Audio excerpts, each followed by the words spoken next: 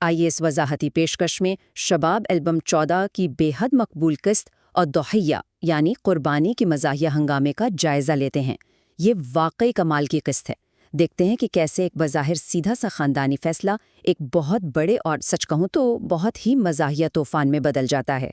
سوچئے ذرا، کیا ہوگا اگر عید کی قربانی کا جانور پورا 1 مہینہ پہلے خرید لیا جائے اور اس سے بھی بڑھ کر اسے کسی فارم پر نہیں بلکہ نوجوانوں کے اڈے یعنی دوستوں کی بیٹھک میں رکھ دیا جائے؟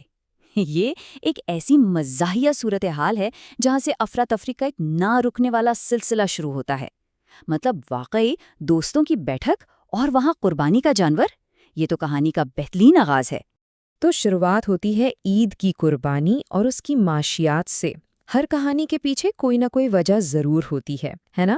یہاں وہ وجہ سیدھی سیدھی والد کی بچت اور ان کی معاشی سوچ سے جڑی ہے۔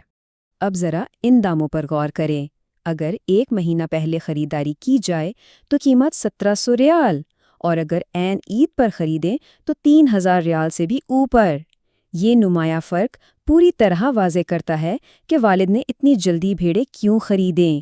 یہ ایک عام گھریلو بجٹ کی حقیقت ہے جسے یہاں بہت ہی ہلکے پھلکے اور مزاحیہ انداز میں پیش کیا گیا ہے۔ بچت کس کو بری لگتی ہے؟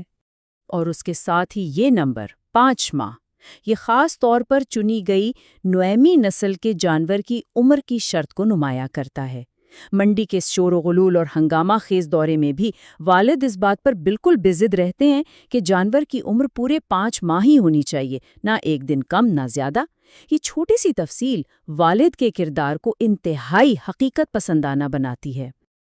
گرمی، جھنجھٹ، مکھیاں، انہیں 1 مہینے تک باندھ کر رکھو تاکہ ہمیشہ کی طرح دروازہ کھلا رہنے پر یہ بھاگ نہ جائیں۔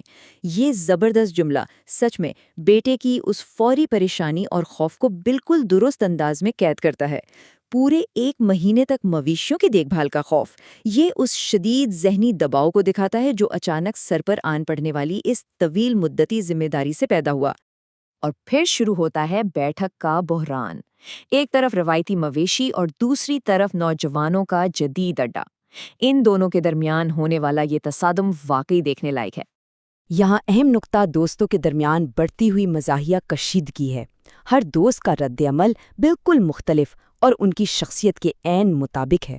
جیسے صادق کو لیجئے، وہ شور کی وجہ سے فجر سے سو نہیں سکا۔ دوسری طرف کفتہ، اسے اس عجیب و غریب بدبو سے شدید نفرت ہے جس نے پورے ماحول کا ستیاناش کر دیا ہے۔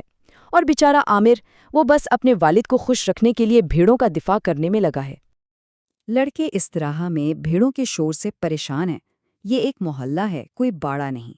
آخر کار یہ تناؤ عامر کو مجبور کر دیتا ہے کہ وہ بھیڑوں کو وہاں سے نکال کر اپنے خاندانی گھر منتقل کر دے، اور یہیں سے، بالکل یہیں سے، بحران ایک سماجی مسئلے سے بدل کر ایک جذباتی اور خاندانی مسئلے میں تبدیل ہو جاتا ہے۔ اب کہانی نیا رخ لیتی ہے۔ قربانی سے پالتو جانور تک کا سفر اور گھر میں کھڑا ہونے والا ایک بالکل نیا اور پہلے سے بھی بڑا مسئلہ۔ یہاں قسط کا مرکزی مزاحیہ تضاد پوری طرح کھل کر سامنے آتا ہے۔ سوچئے، ایک طرف والد ہیں جن کے لیے یہ سیدھی سیدھی عید کی قربانی ہے، اور دوسری طرف بہن نوف، وہ ان بھیڑوں کے اصل مقصد کو بالکل ہی غلط سمجھ لیتی ہے۔ اس کے لیے یہ قربانی کے جانور نہیں بلکہ لاڈلے پالتو جانور ہیں جن کے اس نے بڑے پیار سے خوخو اور رورو نام بھی رکھ دیے ہیں۔ ان بھیڑوں کی دیکھ بھال کا جو طریقہ نوف نے اپنایا ہے، اس کا تصور ہی بے حد مزاحیہ ہے۔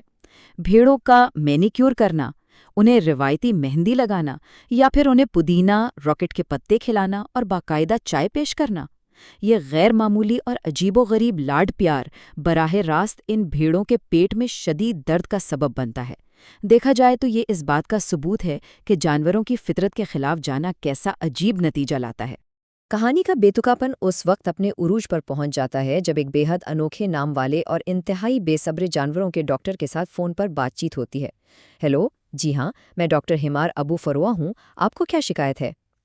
ڈاکٹر کا رد عمل اور بات کرنے کا یہ روکھاپن صورتحال کی سنگینی کو خالص مزاح میں بدل دیتا ہے۔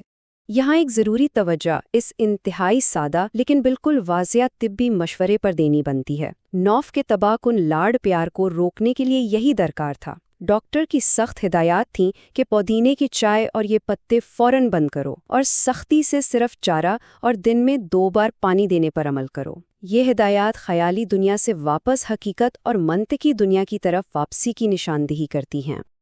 اور آخر کار ہم پہنچتے ہیں اہم ترین حصے تک، عید کی صبح اور اس پورے ہنگامے کا انجام۔ یہ وقت کی ترتیب ان خاندانی اور انتظامی ناکامیوں کے سلسلے کو بالکل ٹھیک ٹھیک بیان کرتی ہے۔ یوم عرفہ کو والد سارا دن سوتے رہتے ہیں، پھر عید کی صبح مذبح خانے کی طرف دیوانہ وار رش ہوتا ہے اور صبح کے درمیانی حصے میں لمبی قطاروں کا احساس ہوتا ہے۔ دوپہر سے پہلے تک روایتی ناشتہ پکانے کی جدوجہد، یہ سب بالکل اس وقت ہوتا ہے جب سکون سے جشن منانا چاہیے تھا۔ ایک کے بعد ایک آتی ہوئی گڑبڑ اس صبح کی افراتفری کو خوب ظاہر کرتی ہے۔ اب ان اچانک بدلتے ہوئے منصوبوں کا جائزہ لیتے ہیں۔ مذبح خانے پہنچو تو آگے دن بھر لمبی قطار کھڑی ہے، پھر یہ احساس ہونا ہے کہ یہاں انتظار کرنے کا مطلب عید کے تیسرے دن تک فارغ ہونا ہے۔ آخر میں تھک ہار کر بھیڑوں کو واپس گھر لانا تاکہ انہیں اپنے ہی صحن میں ذبح کیا جا سکے۔ یہ ایک ایسی صورتحال ہے جس سے ہر وہ شخص واقف ہوگا جس نے کبھی عید کی صبح کی اس عجیب و غریب بھیڑ بھاڑ کا سامنا کیا ہو۔ اور اس تھکا دینے والی صبح کے آخر میں ملتا ہے یہ روایتی انعام، گھر میں پکی ہوئی بہترین کلیجی۔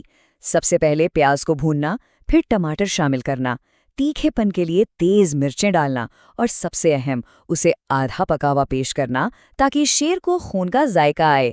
یہ والد کی بالکل مخصوص اور تھوڑی سی سخت پسندیدگی کے مطابق تیار کیا جاتا ہے۔